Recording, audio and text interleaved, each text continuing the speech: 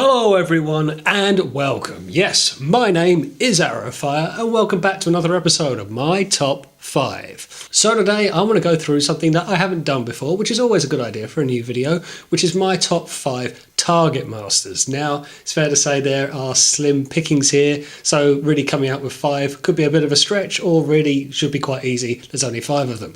So they're not really fleshed out, these characters, but I thought it could be quite interesting to see who are my favourite Targetmasters. But what I am going to do is not just do the Targetmasters, I'm also going to include their Autobot or Decepticon compatriot as well. I'm going to have them as a pairing, which makes sense for a top 5. Let's get into it. Top 5. Number 5, CYCLONUS and Nightstick. So there isn't an awful lot to this character other than the fact he looks quite cool. Nightstick does actually look like an interesting gun that he transforms into and has quite an interesting robot mode as well, but also gets one of the more involved outings in the Rebirth series. He starts to have a bit more of a speaking role and you get the impression he has a leadership status much like CYCLONUS does, very befitting of his station, and CYCLONUS kind of respects that and welcomes that. Whenever he wields and uses Nightstick, you get a sense of the same personalities coming through the gun, coming through the Targetmaster. And also, when we have ever been lucky to get Nightstick along with an actual figure of the CYCLONUS and Nightstick as a pairing, he has again always looked quite cool with that kind of silver bottom half, black upper top, and an orange faceplate with red piercing eyes to show you he means business. Number 4, and Pinpointer. Now, this is a bit of a quieter pairing. It's fair to say the Autobots don't have too many good or noticeable Targetmasters. This is a pairing I quite like. What I like about this pairing is both of them are sure shots, not to borrow on the name. They are highly accurate shots, they never miss. And again, this is an extension of the character, having similar traits from the robot into the Targetmaster, which I actually think really helps out in a later Headmasters series when the Targetmasters actually fuse and become part of the Autobot's hand, and Decepticons as well. So you actually get that continuation of a personality through two separate entities. I think that's quite telling when you have two characters who look quite cool, who look quite interesting, to then share a very interesting trait themselves. It's a shame we didn't see more of this with the other Targetmasters. Number 3, Misfire and Aimless.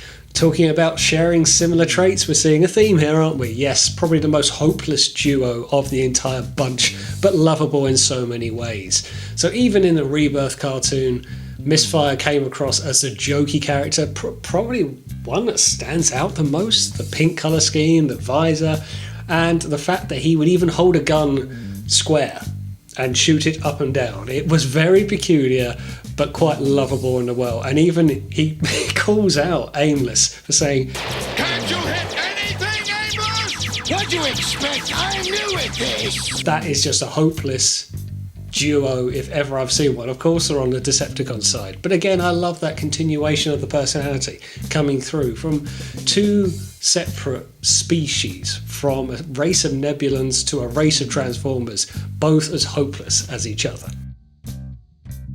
Number 2, TRIGGERHAPPY and Blowpipe. Yeah, talk about hopeless in another sense. These two gun-ho entities now together, and again you have this kind of wanting to do damage and similar personalities with each other, although to be on a par with TRIGGERHAPPY you've got to be going somewhere. Maybe Blowpipe isn't quite as maniacal, but he's not a million miles away, and God knows when they pair up for the first time in the Rebirth, TRIGGERHAPPY is more than welcome to have an extra gun in his arsenal, hence the name. Blowpipe as well looks quite cool. He's got this singular long barrel to have this very aggressive stance where, again, TRIGGERHAPPY does not need more funnels, barrels, turrets, whatever you want to call it. He looks threatening enough as he is. Now he has a Targetmaster who's willing to do as much damage as he is. Again, makes for a very useful pairing. And number 1, SCOURGE and FRACAS. Now this is a completely different pairing. It really was being the last one being picked in the playground. Who was left? SCOURGE was feeling left out, and again got a bit of a leadership one. But what I really like about this duo is they do not really get on. And what you see is FRACAS being quite happy to not bow to his Transformer superior. He is quite happy to tell it like it is, even point himself as a gun towards SCOURGE, and how SCOURGE would have to back down. You would do if your own gun started pointing at you. But I love this dynamic of chalk and cheese. The two pairings here, of all the pairings, Headmasters or Targetmasters in the Rebirth, these are the two that don't get on. And it makes for the odd couple match, but it works. The conflict is the interest. It's quite telling that this really wouldn't be a long-standing match, and probably going forward you would never hear of this again, because SCOURGE just really didn't gel with his Targetmaster. And there we go, that is my top 5 Targetmasters with their Transformer compatriots and Nebulon counterparts included. But did I miss out your favourite? Leave a note in the comment below. I mean, there's not too many other ones, so I possibly did, but probably didn't. But is it something we should see more of? Should we get new Targetmasters, something a bit fresh? Should we have gone to Titan level Targetmasters as we had Titan level Headmasters? Would that have been an interesting take? I know nowadays we have things like Slammer and the Citybot compatriot, and even more recently with Cog being guns.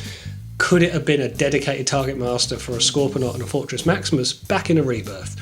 Leave a note in a comment below, I'd love to know what you think. But thanks for watching, and as always, I will see you on the next one.